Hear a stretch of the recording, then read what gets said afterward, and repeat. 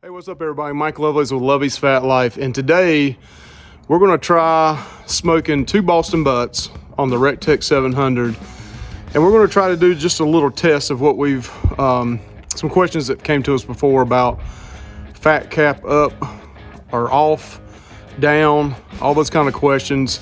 We're going to cook two Boston butts. We're going to do one. We're going to cut the fat cap off completely. I've smoked meat for over 30 years. And most of my life, I always kept the fat cap on and on top during the smoke and seeing, to keep the meat juicy.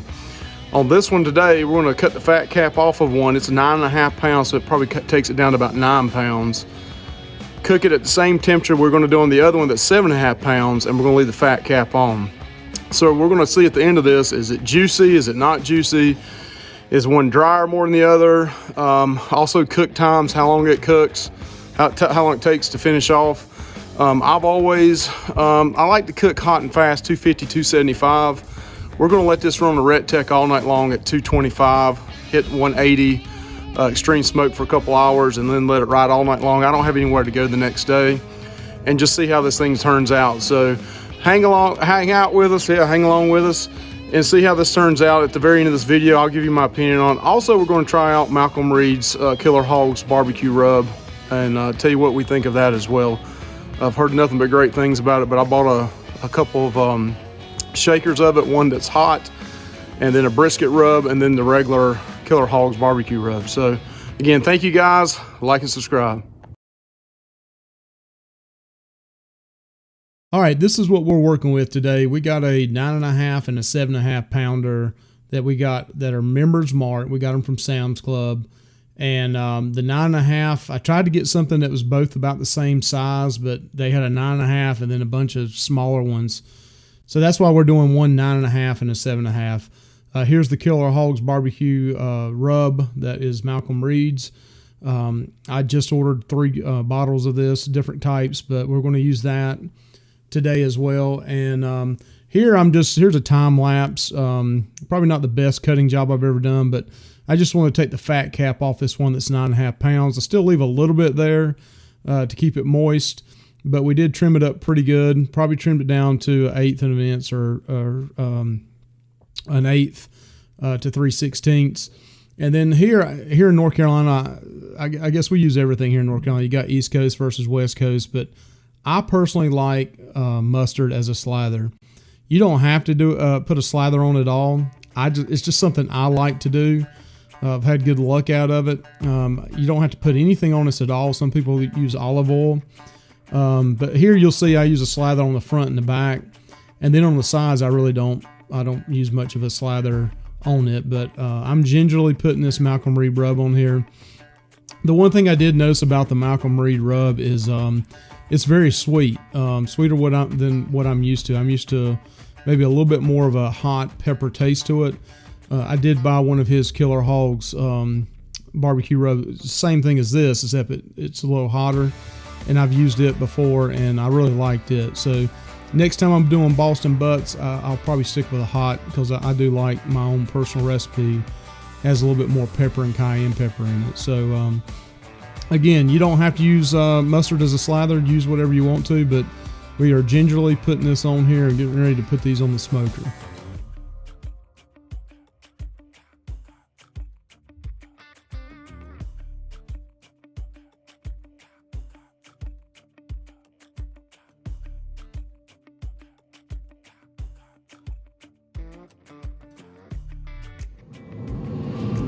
All right, we're gonna put the Boston butt here on the left side. That one on the left had the cap fat taken off. This one's gonna have the cap fat on it, and the cap fat is up. So we're gonna smoke this at extreme smoke for a couple hours, and we're going to go to bed and wake up and this thing's going to be ready. All right, it's 8 o'clock the next morning. We're going to do a recap. Last night about 9:30, we put these two Boston butts on, and did extreme smoke for 2 hours, which is 180 degrees. So about 11:30, 12 o'clock, about 11:30. I bumped it up to 225. Sitting at 225 still. You got to understand the weather out here. Here in North Carolina, ice is in the trees.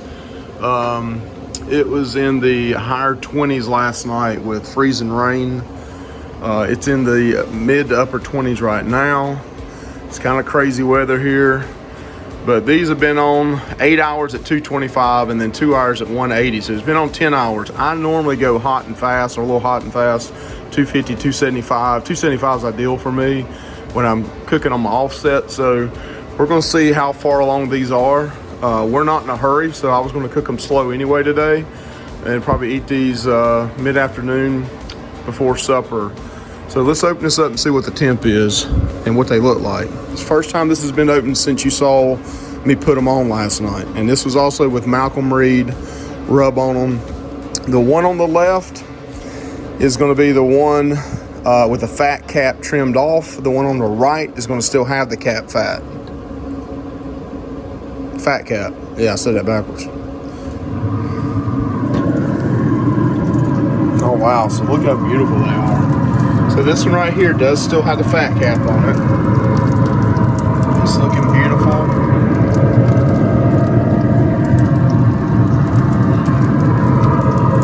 One on this side does not have the fat cap. That was the 9.5 pounder. This was a 7.5 pounder. So we're going to stick this thermopin in here and see what temperature we get. That's the bone.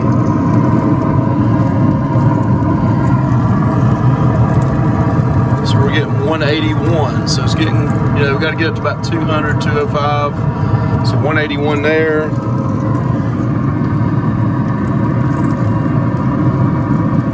This one has the fat cap on it, 179. So even being almost 180, almost being 2 pounds off in weight, they're almost the exact same internal temp. And this one has the fat cap on it. This one does not.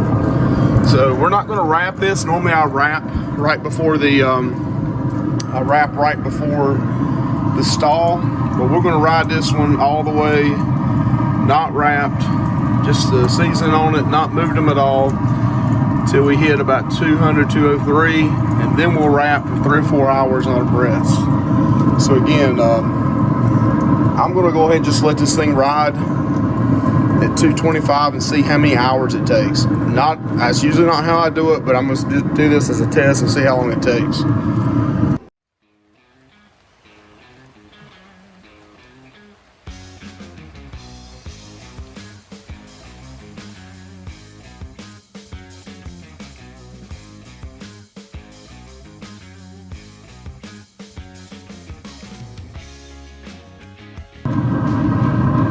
All right, so we got the one on the left here. The one on the left is the 9.5 pounder fat cap taken off.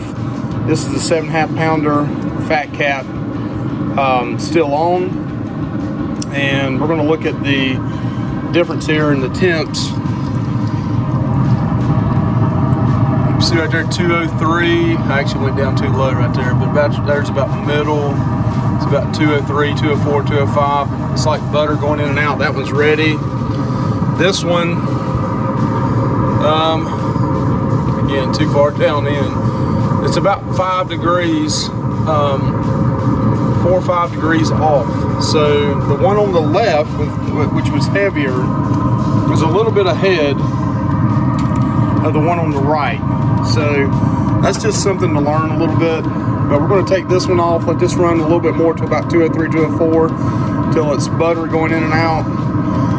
Double wrap these, and then put them in the cooler for 3 or 4 hours, and then we'll taste test them.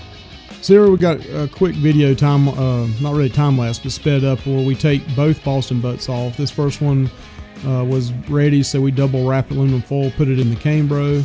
Then we come back and take the second one off, probably about 20-30 minutes later. We'll put them both in the Cambro. I personally like to let them rest for a long time on Boston butts. I let these rest for about 4 hours, and then we break them apart, and you're getting ready to see that coming up.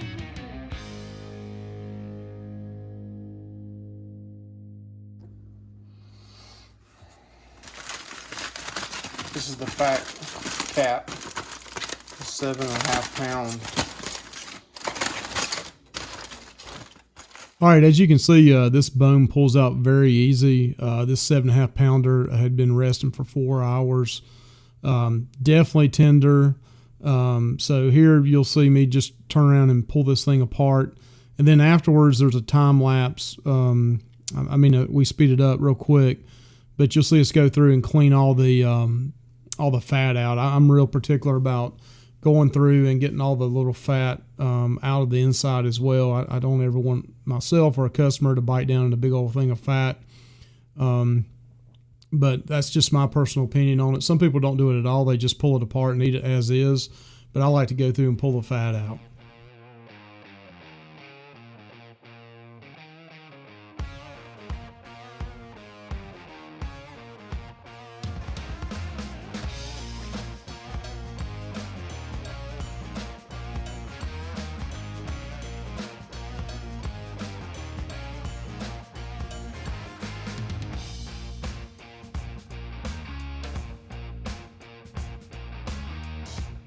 All right, what you're looking at here is the one with the fat cap on it, just kind of a little bit of slow-mo on it.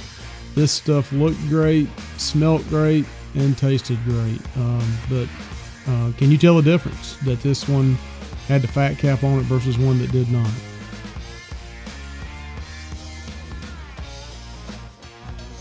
All right, this is fat cap cut off.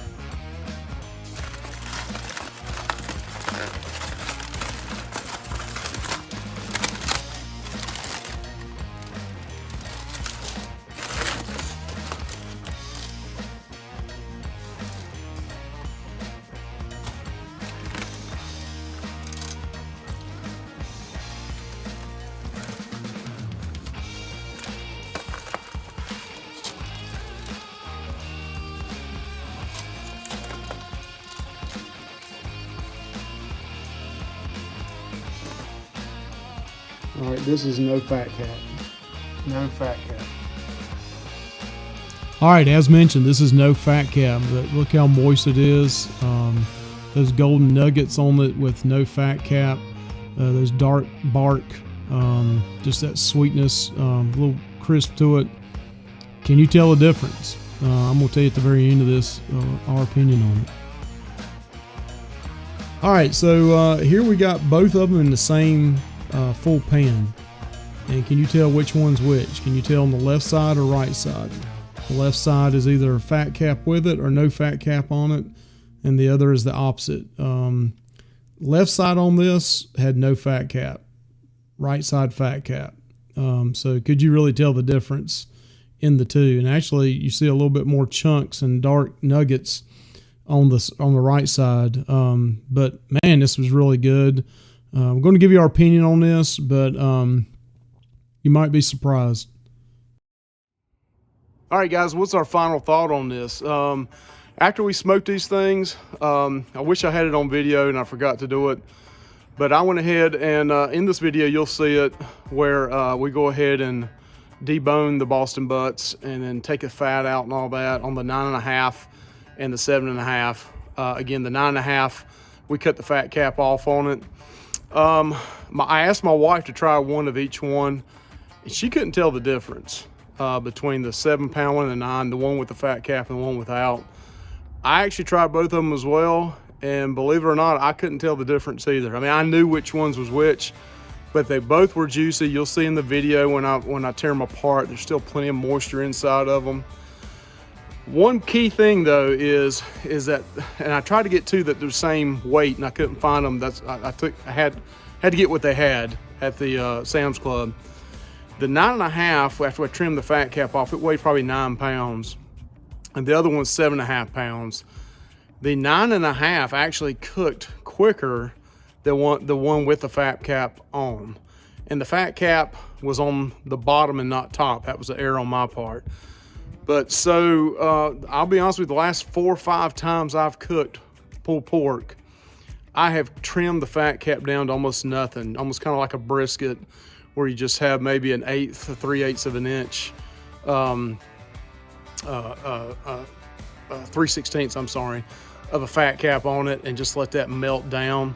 So I'm going to continue to do this. There's more bark, in my opinion, on the ones that are trimmed down, and I still have plenty of moisture inside the meat. So if you haven't tried to trim the fat cap off, it just gives you twice as much bark, and that little black golden nugget of taste that you'll have when you eat it.